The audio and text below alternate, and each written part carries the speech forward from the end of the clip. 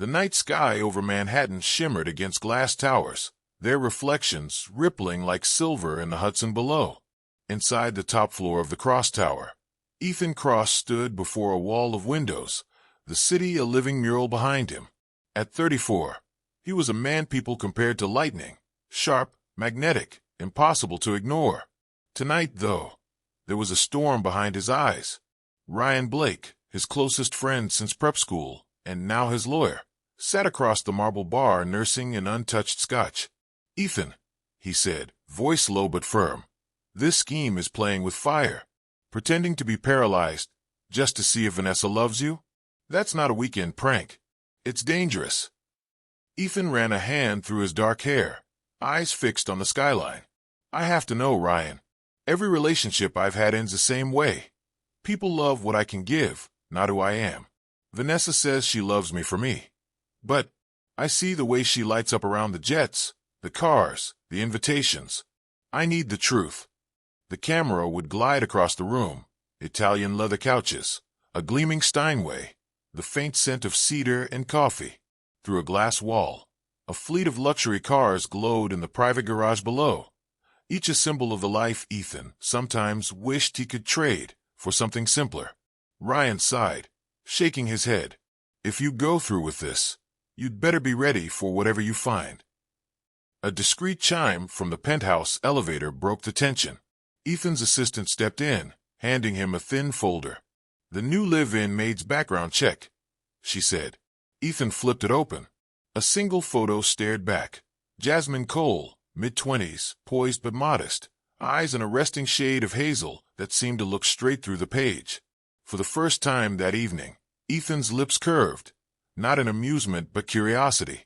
He set the folder down slowly, unaware that this quiet stranger would unravel every carefully drawn line in his plan. Morning sunlight spilled across the penthouse, reflecting off polished stone floors and casting a soft glow on Ethan's wheelchair.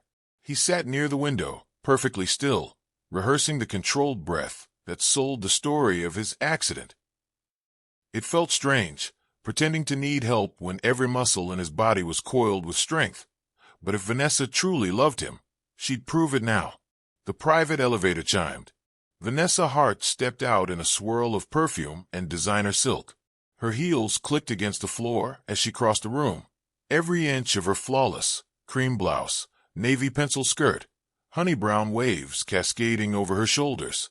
"Oh, Ethan," she gasped, her voice just loud enough to echo. She rushed toward him, crouching slightly so they were face to face. "I came as soon as I heard.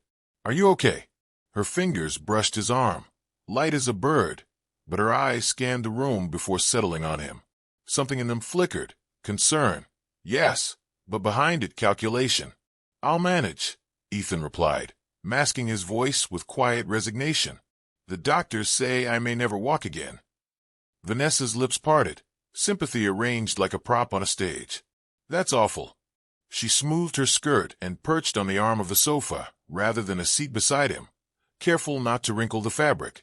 "But you're still you. That's what matters." Ryan, pretending to read near the kitchen, kept one ear on the conversation, his jaw tightening. Vanessa leaned closer, brushing invisible lint off Ethan's sleeve, murmuring reassurances about loyalty and devotion. Yet as Ethan described his rehabilitation schedule, her gaze slid to the walnut table behind him, where a leather portfolio lay half open, his quarterly earnings report visible beneath a pen. When she thought no one watched, her eyes sharpened, lingering on the numbers. Her hand twitched as if tempted to reach for it. Ethan's breath slowed, his heart thrumming beneath the mask of paralysis. The following afternoon, the elevator door slid open with a soft chime, revealing Jasmine Cole. She stood at the threshold for a heartbeat, taking in the sheer scale of the penthouse, floor-to-ceiling windows wrapping the skyline, a living space polished to a quiet gleam. Her uniform was simple, crisp white blouse, dark trousers, but she wore it with an easy poise, her hazel eyes calm yet alert. "Mr. Cross." Her voice was gentle but steady as she stepped inside. Ethan, seated by the window with a tablet on his lap, lifted his head. For a moment, he forgot to play the part of the man who couldn't stand. Something about her presence, unhurried, unpretentious, cut through the performance. "Jasmine, right? Welcome," he said, softening his tone to hide the jolt of recognition from the photo. She nodded, a small smile curving her lips. "I'll do my best to keep things running smoothly. Just let me know if you need assistance." There was no trace of pity in her words. Instead, they carried quiet respect, as though she saw the man before the wheelchair. She moved with measured efficiency, wiping counters, aligning cushions, adjusting books on the coffee table. When she passed a credenza holding framed photos, she paused. One frame, an image of Ethan's parents, laughing on a sailboat, tilted slightly. Jasmine straightened it, dusted the glass, and set it back with a reverent touch. Ethan's throat tightened. The memory of his parents was a guarded space he rarely let anyone approach. Watching Jasmine handle it so carefully stirred something he hadn't expected.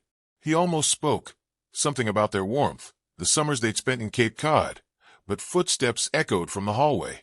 Vanessa swept in, a designer tote on her arm and irritation etched across her face. Her gaze flicked from Ethan to Jasmine, assessing sharp. "I didn't know we hired new help," she said, her tone velvet over steel. Ethan caught the tension simmering beneath Vanessa's polished smile, feeling the air tighten like a drawn bowstring. Late afternoon sun spilled across the penthouse as Ethan wheeled himself from the study toward the living room. Vanessa was pacing near the bar, phone pressed to her ear, her voice edged with irritation. "I don't care how you make it work, Brent. Just handle it," she snapped, ending the call with a sigh. Spotting Ethan, she rearranged her expression into something soft. "Sweetheart, you really should hire a full-time maid. It's exhausting watching you struggle with every little thing." Ethan forced a weary smile, hiding the sting her words left. "I'm managing. Barely," she replied, glancing at the wheelchair as if it were a stain on her carefully curated life. "Why don't we take a trip somewhere warm? I could use a break, and you could recover." Before he could answer, Jasmine appeared, balancing a tray with lemon water and a plate of fresh fruit. "Thought you might like something light," she said, setting it within reach. She didn't look at Vanessa. Instead, she addressed Ethan with an easy warmth, subtly sliding the tray so he could grab it himself rather than feeding him like an invalid. Vanessa's eyes narrowed. Over the next few days, Jasmine's quiet ingenuity transformed Ethan's space. A slim ramp between rooms, rearranged cupboards so he could reach essentials, even a discreet grip bar beside his favorite armchair. She offered help without stripping him of dignity, always stepping back once he had his balance. One evening, she invited him onto the rooftop terrace. The city stretched out below, neon lights flickering against the indigo sky. "You still have the best view in New York," she said, leaning against the railing. "Sometimes people with everything forget what's right in front of them." Ethan studied her profile in the glow of the skyline, feeling a warmth that had nothing to do with the summer breeze. Downstairs, Ryan arrived with a folder, catching the tail end of Jasmine's laughter. When she retreated inside, Ryan fixed Ethan with a knowing look. "You're getting too close to the maid," he murmured, voice low but pointed. The next morning, Vanessa breezed into the penthouse, wearing a blush-colored cheap dress that looked freshly plucked from a Fifth Avenue window. She dropped a glossy invitation on Ethan's lap. "It's the Riverside Foundation Gala," she said, her smile bright but tight. "Everyone who matters will be there, and I promised we'd attend." Ethan traced the silver script on the card. "I'm not sure a gala is the best place for me right now." "Oh, nonsense." Vanessa perched on the arm of his chair, brushing an imaginary speck from his shoulder. "We'll just hire someone to wheel you around. That way you won't have to fuss with, well, all this." Her manicured hand made a vague circle over the wheelchair. Ethan's jaw tightened, but he masked it with a small nod. "I'll think about it." That evening the penthouse quieted, Manhattan's pulse muffled behind the glass. Jasmine remained after hours, polishing silverware beneath the warm kitchen lights. Ethan rolled in, abandoning the role of invalid just enough to help her stack trays. "You don't have to stay," she said, a dimple flickering when she caught him rearranging spoons the wrong way. "I like the company," he admitted. Their eyes met, and for a beat the room felt smaller, safer. She laughed softly, and the sound tugged something loose inside him, something dangerously close to happiness. Guilt followed fast, sharp and cold. Vanessa was still his fiancée, and Jasmine deserved honesty he couldn't yet give. Later that night, across town, Ryan parked outside a discreet cafe on Bleecker Street. Through the window he spotted Vanessa in a corner booth, leaning close to a broad-shouldered man in a tailored suit. Their heads nearly touched as she slid a small envelope across the table. Ryan snapped a photo with his phone, unease settling in his chest. Whatever game Vanessa was playing, it had just left the shadows. Rain drizzled against the penthouse windows that evening, softening the city lights into watercolor smudges. Ethan sat near the fireplace, an unread book resting in his lap. Ryan entered quietly, a manila envelope tucked under his arm, his face lined with something heavier than the storm outside. "We need to talk," Ryan said, lowering himself into a chair across from Ethan. He opened the envelope and spread out glossy photos on the glass table, Vanessa laughing over coffee with the same man Ryan had seen at the cafe, a tall investor named Lucas Fairmont. Another shot showed them slipping into a chauffeured car, her hand lingering on Lucas's sleeve. Ethan's chest tightened. The images blurred for a heartbeat, rage and heartbreak threatening to crack the calm facade he'd built. He pressed a palm to the wheelchair arm, steadying himself. "You're sure these aren't business meetings?" he asked, voice low. Ryan shook his head. They weren't talking mergers. Ethan forced his features into neutrality, though every word scraped raw inside him. "I need to be certain before I do anything. The test isn't over." Ryan hesitated, clearly wanting to say more, but nodded and left Ethan alone with the evidence. Moments later, Jasmine appeared from the hallway carrying folded linens. She paused when she saw Ethan's expression, her brow knitting. "Everything okay, Mr. Cross?" He managed a thin smile. "Just a long day." She didn't pry. Instead, she set the linens down and quietly brewed tea, placing the cup by his hand with a reassuring nod. Her quiet steadiness eased the storm churning in him, though it couldn't erase the bruise Vanessa's betrayal left. The next afternoon, Vanessa swept in, all perfume and charm. She kissed Ethan lightly, then laid a crisp folder on his lap. "Lucas and I were talking. You need a break. Let's get away this weekend, just us. And sign these papers, darling. Power of attorney, in case something happens while we're out. It's just a precaution." Thunder rolled low over Manhattan, rattling the wide panes of glass in Ethan's bedroom. He lay still beneath a gray cashmere throw, his complexion deliberately pale thanks to a subtle dusting of makeup Ryan had smuggled in from a theater kit. Tonight, the stakes were higher. If Vanessa cared only for convenience, his staged health scare would smoke it out. Ryan hovered near the doorway, phone in hand. "You're sure about this?" Ethan nodded faintly. "If she's planning to trap me, I need to see how far she'll go."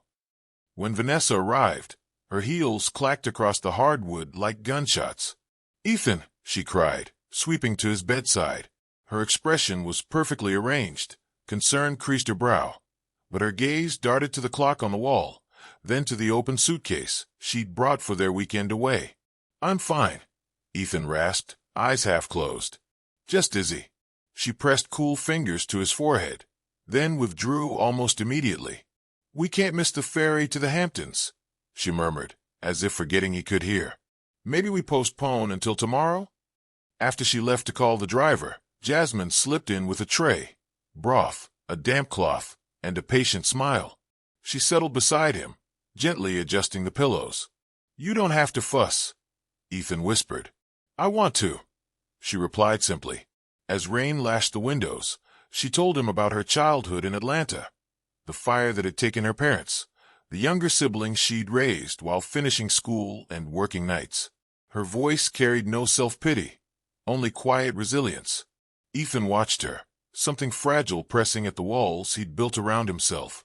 He wanted to tell her everything, that he could walk, that this entire facade was a desperate bid to find truth, but the words snagged in his throat. Sometime after midnight, exhaustion claimed them both. Jasmine dozed in the chair beside his bed, one hand resting lightly on the blanket. The door swung open. Vanessa stormed in, her eyes flaring as they landed on the maid asleep next to Ethan. Morning broke clear and sharp after the storm, streaks of sun spilling across Ethan's study.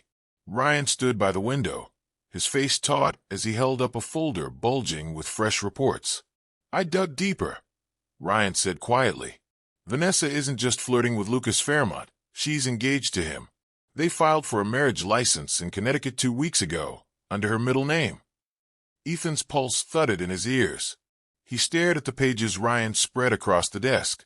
Grainy photos of Vanessa and Lucas at a courthouse, then laughing over champagne. A printed email outlined plans for a quiet elopement once inheritance clears. She means to marry him after she gets power of attorney, Ethan murmured, fingers curling against the chair's leather arms. The deception stung worse than he'd prepared for. Ryan leaned closer. You've seen enough. End this. Ethan nodded slowly, jaw tightening. I will, but Jasmine should be there. She deserves to see who Vanessa really is. That afternoon, Vanessa swept into the penthouse, her tone bright, but her eyes sharp. She carried a sleek folder, the same documents she'd pushed before. Darling, we can't keep delaying. I had them redrawn, very clean, very simple. Sign, and we can leave all this gloom behind. Ethan glanced at the signature line, masking the revulsion twisting his gut. Maybe tomorrow, he said, voice faint with feigned weakness. Her smile faltered. Ethan, please, stop second-guessing everything. I'm trying to protect you. Don't you trust me? Before he could answer, she stepped into the hallway to take a call. Unnoticed, Jasmine was polishing the glass table nearby. She froze when she heard Vanessa's low, clipped voice. Lucas, he's dragging his feet. If he signs tomorrow, we can be gone by Friday. I don't care if Ryan suspects. By then it'll be too late. Jasmine's eyes widened. She slipped back toward the kitchen, pulse quickening, unsure whether to tell Ethan what she'd just overheard. The penthouse felt unnaturally still, as though the walls themselves were holding their breath. Afternoon light cut sharp angles across the living room, where Ethan sat in his wheelchair, a folder of legal documents resting on his lap. Vanessa stood opposite him, hands on her hips, irritation simmering just beneath her flawless smile.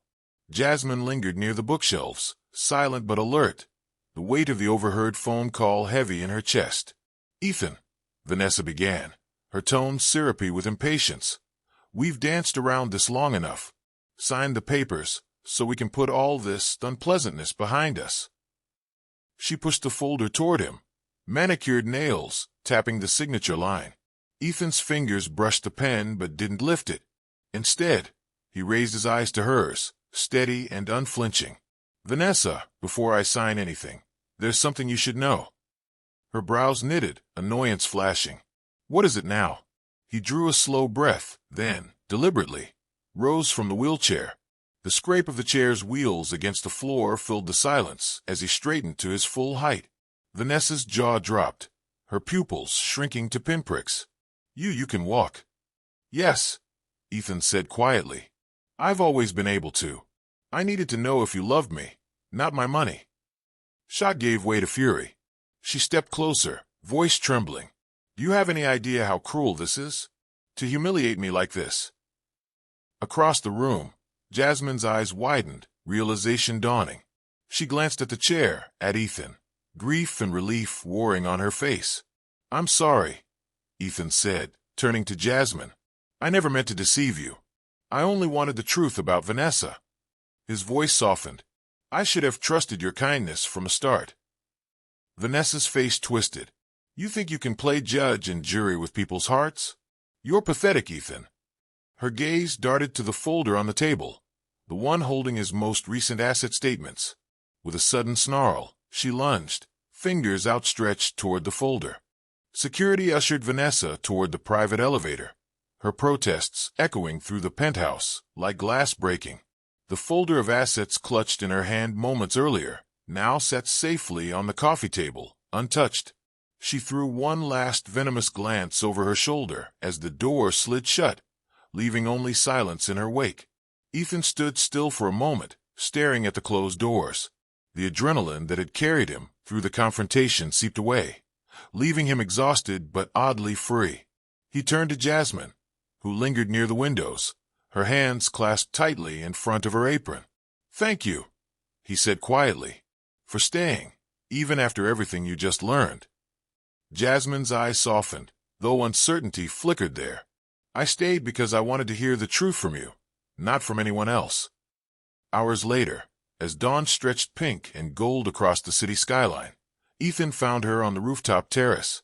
She stood near the edge, the breeze lifting strands of her hair. He stepped beside her, resting his hands on the cool stone railing. "I never expected this," he admitted, voice rough with sleeplessness. "Pretending to be someone else. I thought it would protect me. But you—" He broke off, searching her face. "You made me see what I was missing. It wasn't the money, or the games. It was life. Connection." Jasmine's gaze met his, steady despite the nerves dancing just beneath her calm. "I didn't care about the chair or the suits, Ethan. I just cared about the man trying to figure himself out." She hesitated, then added, "You don't need to test people to be worthy of love." Something inside him loosened. A knot he hadn't known was there. The city below hummed awake. Horns, footsteps, laughter rising with the morning sun. Ethan reached for her hand, slowly, giving her room to refuse. She didn't. Her fingers slipped into his, warm and sure. For a while, they stood like that, watching the light spill over the horizon. No pretense, no disguises, just two people who had stumbled through secrets and schemes to find something real.